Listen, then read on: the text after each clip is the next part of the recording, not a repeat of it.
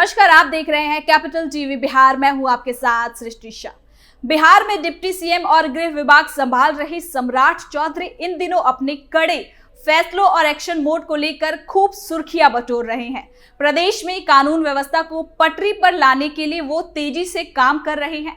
वहीं अपराधियों पर बुलडोजर की गर्जना सुनाई दे रही है, तो कहीं पुलिस एनकाउंटर की खबरें भी सामने आ रही हैं।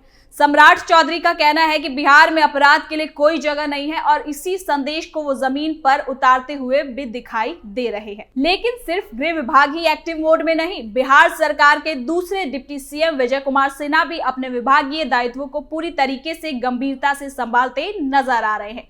वो प्रशासनिक व्यवस्थाओं को मजबूत करने, विकास योजनाओं की समीक्षा करने और अधिकारियों की जवाबदेही तय करने पर लगातार जोर दे रहे हैं। सरकारी मशीनरी का कामकाज कैसे बेहतर हो, योजनाएं समय पर पूरी हो और जनता तक सीधे लाभ पहुंचे, इन सब पर उनकी पैनी नजर है।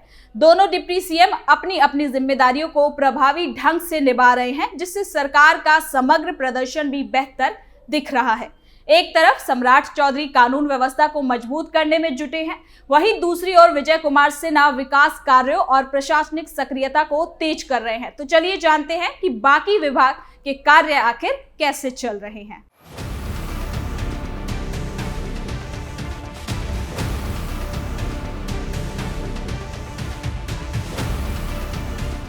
बिहार सरकार के कामकाज को लेकर दिख रही तत्परता और जोश ये बताती है कि आने वाले दिनों में सरकार अपने चुनावी वादों को पूरा करने की दिशा में तेजी से आगे बढ़ रही है। सम्राट चौधरी के अगुवाई में कानून व्यवस्था पर कड़ा एक्शन हो या विजय कुमार सिन्हा के जरिए विकास योजनाओं की नियंत्रण समीक्षा, दोनों ही मोर्चे पर सरकार एक्टिव दिख रही है। ये तेजी जनता को भरोसा दिलाती है कि जिन योजनाओं, सुविधाओं और सुधारों का वादा किया गया था, वो अब जमीन पर उतरने वाले हैं। सरकार की यही प्रतिबद्धता इसके भविष्य को भी मजबूत बनानी है। तो सबसे पहले डिप्टी सीएम विजय कुमार सिन्हा के कार्य के बारे में जानते हैं। बिहार के उप मुख्यमंत्री और सह राजस्व एवं भूमि सुधार मंत्री विजय कुमार सिन्हा ने 2 दिसंबर को कार्यालय कक्ष में विभागीय कार्यों की बारीकी से समीक्षा की। इस दौरान उन्होंने कहा कि भ्रष्ट कर्मियों के खिलाफ कड़ी कार्रवाई की जाएगी। यही नहीं, राजस्व कर्मियों के काम के आधार पर ग्रेडिंग होती, जिसकी शुरुआत 15 दिसंबर से होगी। समीक्षा के दौरान उप मुख्यमंत्री ने दाखिल खारिज, परिमार्जन प्लस, शिकायत प्रबंधन प्रणाली, land survey and land revenue payment जैसे खास कामों की जानकारी दी। उन्होंने निर्देश दिया कि दाखिल खारिज मामलों की तिथिवार प्रगति रिपोर्ट पर हर दिन तैयार की जाएगी, जिसमें अंचलाधिकारी से लेकर प्रमंडलीय आयुक्त स्तर तक स्थिति साफ हो। उन्होंने कहा कि निर्धारित समय सीमा कितना काम हो रहा है, ये एक रोज एक रिपोर्ट बनाई जाएगी, जिसमें ये सब साफ दिखना चाहिए। इसके साथ ही उप मुख्यमंत्री ने विभाग के कार्य प्रणाली में व्यापक सुधार की आवश्यकता जताते हुए सभी स्तर के अधिकारियों की ग्रेडिंग करने का निर्देश दिया। उन्होंने ये भी साफ कहा कि भ्रष्ट कर्मचारियों के खिलाफ कड़ी कार्रवाई की जाएगी और उनकी संपत्ति की जांच कर उन पर नकेल कसी जाएगी और भ्रष्टाचारियों के लिए विभाग में कोई जगह नहीं है।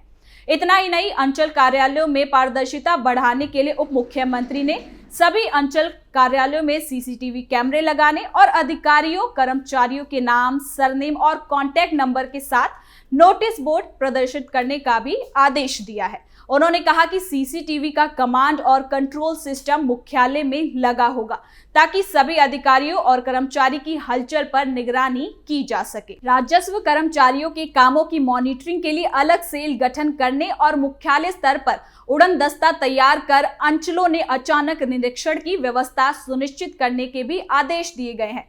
लैंड सर्वे के कामों में तेजी लाने के साथ लोगों की शिकायतें फील्ड में जाकर सुनने पर भी जोर दिया गया है। इसके साथ ही जिलों में जाकर राजस्व कार्यों की समीक्षा करेंगे। उप मुख्यमंत्री ने कहा कि 15 दिसंबर से वो खुद जिलों का दौरा कर राजस्व कार्यों की समीक्षा करेंगे, जिसकी शुरुआत लखीसराय से होगी। ये भी कहा कि राजस्व से जुड़े कार्यों में सरल और आम समझ वाले शब्दों का प्रयोग किया जाना चाहिए, ताकि आम जनता का विभाग पर विश्वास और ज्यादा मजबूत हो सके। तो वहीं प्रधान सचिव सीके अनिल ने उप मुख्यमंत्री के आदेशों का समय से पालन करने का भी निर्देश अधिकारियों को दे दिया है। इसके साथ ही समीक्षा बैठक में तमाम बड़े अधिकारी भी मौजूद रहे। ये तो थी राजस्व विभाग की बात, जिसकी बागडोर विजय कुमार सिन्हा संभाल रहे हैं। लेकिन अब बात करते हैं उस विभाग की जिसने इस चुनाव में सबका ध्यान खींचा, रोजगार का मुद्दा, बिहार में उद्योग का बढ़ावा। आपको बता दें कि बिहार में उद्योग को बढ़ाने की दिशा में सरकार अभी जुटी हुई है। उद्योग मंत्री डॉक्टर दिलीप कुमार जायसवाल ने राज्य में निवेश के प्रस्तावों पर हुए एमओयू की पूरी जानकारी मांगी, जिसमें एनडीए सरकार से लेकर महागठबंधन की सरकार में साइन हुए एमओयू तक शामिल है। उद्योग निदेशालय की समीक्षा बैठक के दौरान दिलीप जायसवाल ने राज्य में कुल एमओयू का पूरा विवरण तैयार करने के भी निर्देश दिए हैं। इसके साथ ही मंत्री ने कहा कि किसी भी निवेशक के आवेदन में गैर जरूरी देरी स्वीकार्य नहीं है। इसके लिए हर चरण में लिए एक साफ समय सीमा तय की जानी चाहिए। उन्होंने इस बात पर भी जोर दिया कि पोर्टल को ऐसी व्यवस्था से मजबूत किया जाए जिसे सभी विभाग समयबद्ध तरीके से जवाब दे सके और निवेशक को वास्तविक वन स्टॉप क्लियरेंस का भी अनुभव मिले। उद्योग निवेश मुकुल कुमार गुप्ता के जरिए बैठक में सबसे पहले SIPB और इसकी कार्य प्रणाली पर पूरी जानकारी दी गई। बैठक में बताया गया कि बिहार में 2016 की औद्योगिक नीति और बिहार औद्योगिक निवेश प्रोत्साहन पैकेज 2025 खास रूप से जारी है। इसके साथ ही राज्य की टेक्सटाइल और लेदर नीति, एथेनॉल प्रोडक्शन प्रोत्साहन नीति और लॉजिस्टिक नीति की प्रगति पर भी जरूरी चर्चा हुई। इसके साथ ही अब जानते हैं कि बिहार में अब तक कितने निवेश का एमओयू हो चुका है। आपको बता दें कि 2020 के चुनाव के बाद एनडीए सरकार में बीजेपी के शहनवाज हुसैन उद्योग मंत्री बने थे, जिनके कार्यालय में उद्योग विभाग के जरिए पेशेवर तरीके से निवेशकों को बिहार में बुलाना शुरू हुआ। शहनवाज के टर्म में 39,000 करोड़ के निवेश प्रस्ताव मिले। उनके बाद 2022 में महागठबंधन सरकार में आरजेडी के समीर महासेठ उद्योग मंत्री बने। उनके कार्यकाल में तेज तर्रार IAS अफसर संदीप पौंड्रिक ने बिहार इंटरवेस्ट कनेक्ट आयोजित किया, जिसमें अडानी ग्रुप के साथ साथ अन्य कंपनियों ने भी 5,530 करोड़ के एमओयू साइन किए। यानी कि नीतीश सरकार की ये पारी भी जमीन पर उतरकर काम करने में जुट गई है। हर विभाग की इतनी तेजी से काम करना भी उनके विजन की एक छवि है, जो आने वाले दिनों में बिहार की तस्वीर एक विकसित राज्य के रूप में बदलेगी। यानी कि नीतीश सरकार की ये पारी अब पूरी तरीके से जमीन पर उतरकर काम करने में जुट गई है। चुनाव के बाद सरकार ने जिस तेजी से और सक्रियता के साथ विभागों को एक साथ स्पष्ट दिशा दी है, वो ये दिखाता है कि बिहार को विकास की नई राह पर आगे बढ़ाने के लिए सभी मंत्री और अधिकारी पूरी तरीके से प्रतिबद्धता के साथ काम कर रहे हैं। मुख्यमंत्री नीतीश कुमार का हमेशा से जोर सुशासन, पारदर्शिता और तेज प्रशासनिक कार्रवाई पर रहा है और वर्तमान पारी में भी ये दृष्टिकोण और भी मजबूती से दिखाई देता नजर आ रहा है। गृह विभाग की कमान संभाल रहे सम्राट चौधरी लगातार एक्शन मोड में है।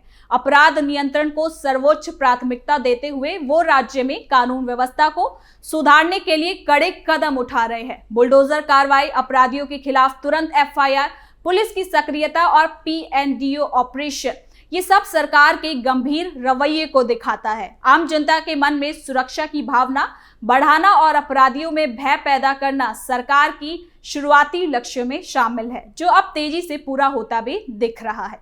दूसरी ओर डिप्टी CM विजय कुमार सिन्हा भी विभागीय कार्यों की लगातार समीक्षा कर रहे हैं। वो अधिकारियों को जिम्मेदारी के साथ काम करने का संदेश दे रहे हैं और ये तय करते हुए नजर आ रहे हैं कि योजनाओं में देरी या लापरवाही किसी भी स्तर पर बर्दाश्त नहीं की जाएगी। उनकी बैठकों से ये साफ होता है कि सरकार सिर्फ कागजों पर नहीं बल्कि जमीन पर भी वास्तविकता परिवर्तन लाने की दिशा में उतर चुकी है। विभागीय प्रगति रिपोर्ट, विकास योजनाओं की समीक्षा और जनता से जुड़े मुद्दों पर फोकस, ये सब प्रशासनिक व्यवस्था और अधिक मजबूत बना रहे हैं। सरकार के हर महत्वपूर्ण विभाग की ये तेजी नीतीश कुमार के लंबे अनुभव और उनके विजन की एक झलक है, जो भली भांति समझते हैं कि जनता ने भरोसा करके उन्हें सत्ता में वापस भेजा है और अब उस भरोसे को मजबूत करने की जिम्मेदारी सरकार की है।